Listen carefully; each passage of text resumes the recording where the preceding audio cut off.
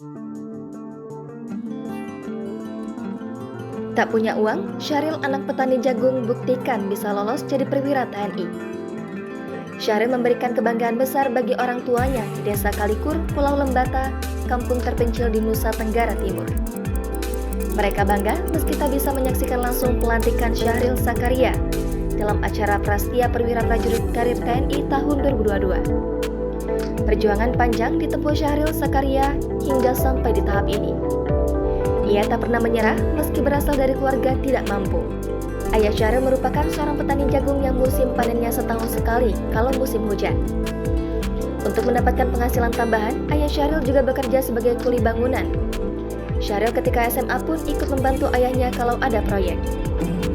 Dan ibu Syahril, seorang ibu rumah tangga, dan rutinitas ibu Syahril selain masak ialah seorang penenun. Lulus SMA, Syahril sudah merasa tidak bisa kuliah karena keadaan ekonomi keluarga pada saat itu. Syahril akhirnya memutuskan untuk merantau ke Makassar. Sesampai di Makassar, Syahril bertemu bibinya yang seorang guru ngaji. Syahril mengatakan kepada bibinya, tujuannya ke Makassar bukanlah kuliah melainkan mencari kerja. Syahril meminta bantuan kepada bibinya untuk mencarikannya kerja. Dan Syahril pun mendapatkan pekerjaan sebagai seorang penjaga konter dengan prinsip apapun yang penting bisa kerja. Dengan harapan kerja selama 1 tahun, bisa menabung dan tahun depannya bisa kuliah. Saya itu prinsip kemarin lah, apapun yang penting bisa kerja dulu. Nah, kerja selama 1 tahun. Dengan harapan saya bisa nabung, tahun depan bisa kuliah. Setelah bekerja, Syahril mencoba tes di kampus Unhas dan UNM namun tidak lolos.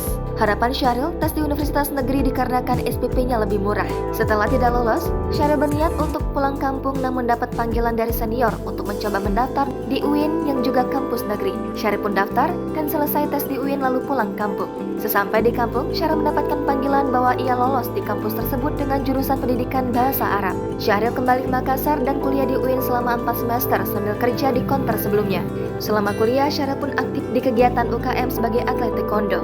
Ia menghasilkan honor tiap bulannya sedikit namun bisa membantu biaya kuliah adiknya di UIN. Syahril merasa niat untuk menjadi TNI itu tidak terlalu besar. Ia mendapat brosur yang dikirim oleh seniornya di taekwondo. Dalam brosur tersebut merupakan pendaftaran perwira karir. Syahril pun mendaftar dan mengikuti semua seleksi dan Syahril merasa putus harapan karena pengumumannya 1 bulan lebih. Sebelum pengumuman, Syahril naik gunung.